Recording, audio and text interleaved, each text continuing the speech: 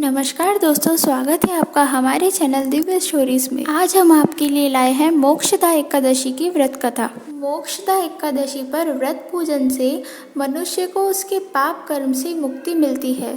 साथ ही इस दिन अनजाने में हुए किसी भी पाप कर्म के प्रायश्चित पाने के लिए व्रत जरूर करना चाहिए। इस दिन व्रत करने के बाद रात्रि में जागरण कर श्री हरि का कीर्तन करने से पाप कर्म नष्ट होते हैं। यही नहीं, इस व्रत से पूर्वजों को भी पुण्य फल प्राप्त होते हैं। मोक्षदा एकादशी मुक्तिदायिनी है, तो चलिए इस व्रत के साथ कथा का भी श्रवण करें। युधिष्ठिर बोले, देवेश्वर, मार्गशीर्ष मास के शुक्ल पक्ष में कौन सी एकादशी मनाई जाती है?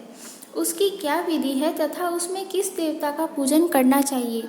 स्वामिन, यह सब यथार्थ रूप से बताइए। श्री कृष्ण ने कहा, नृपश्रेष्ठ, मार्गशीर्ष मास के शुक्ल पक्ष की एकादशी का वर्णन करूंगा, जिसके श्रवण मात्र से वाजपेय यज्ञ का फल प्राप्त होता है। उसका नाम मोक्षदा एकादशी है, जो सब पापों का अपहरण करने वाली है। राजन, उस दिन यत्न पूर्वक तुलसी की मंजरी तथा धूप दीप आदि से भगवान दामोदर का पूजन करना चाहिए। पूर्वोक्त विधि से दशमी और एकादशी के नियम का पालन करना चाहिए। मोक्षदा एकादशी बड़े बड़े पातकों का नाश करने वाली है। उस दिन रात्रि में मेरी प्रसन्नता के लिए नृत्य, गीत और स्तुति के द्वारा जागरण करना चाहिए। जिसके पितर पापवश नीच योनि में पड़े हो, वे इस एकादशी का व्रत करके इसका पुण्य दान अपने पितरों को करे तो पितर मोक्ष को प्राप्त होते हैं। इसमें तनिक भी संदेह नहीं है।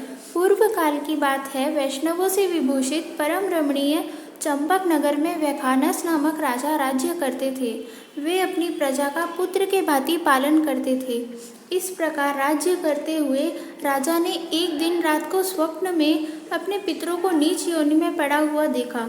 उन सबको इस अवस्था में देखकर राजा के मन में बड़ा विस्मय हुआ और प्रातःकाल ब्राह्मणों से उन्होंने उस स्वप्न का सारा हाल कह सुनाया। राजा बोले, ब्राह्मणों, मैंने अपने पितरों को नरक में गिरा हुआ देखा है।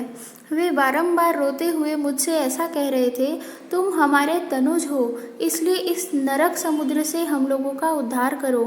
हे द्विजवरों, इस रूप में मुझे मेरे पितरों के दर्शन हुए हैं, इससे मुझे अत्यंत दुख हो रहा है। क्या करूं, कहाँ जाऊं, मेरा हृदय अत्यंत व्याकुल हो रहा है। द्विजोत्तमों, वह व्रत, वह तप और वह योग जिससे मेरे पूर्वज तत्काल नरक से छुटकारा पा जाए, बताने की कृपा करें।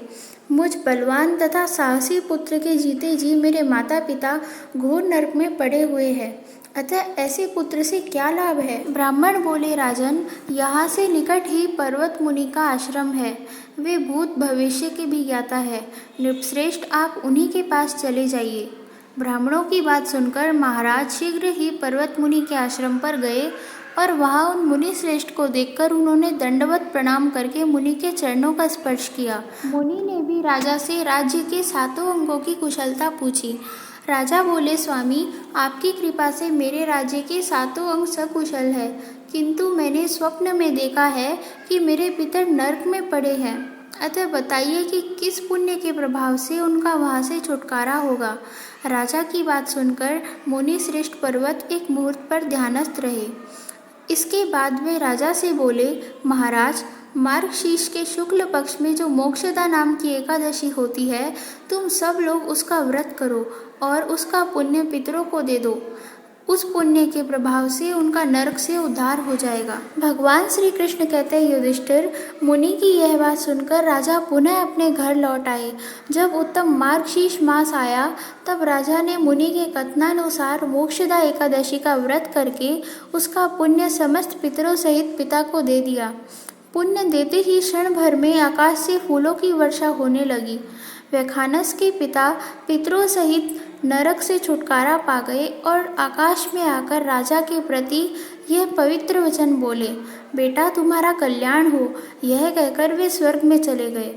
राजन, जो इस प्रकार कल्याणमयी मोक्षदा एकादशी का व्रत करता है, उसके पाप नष्ट हो जाते हैं और मरने के बाद वह मोक्ष प्राप्त कर लेता है। यह मोक्ष देने वाली मोक्षदा एकादशी मनुष्यों के लिए चिंतामणि के समान समस्त कामनाओं को पूर्ण करने वाली है। इस महात्म्य के पढ़ने और सुनने से वाजपेय यज्ञ का फल प्राप्त होता है। तो मित्रों, ये थी मोक्षदा एकादशी की परम पावन कथा। ऐसी ही दिव्य कथाएं जानने के लिए हमारे चैनल को सब्सक्राइब करें। धन्यवाद।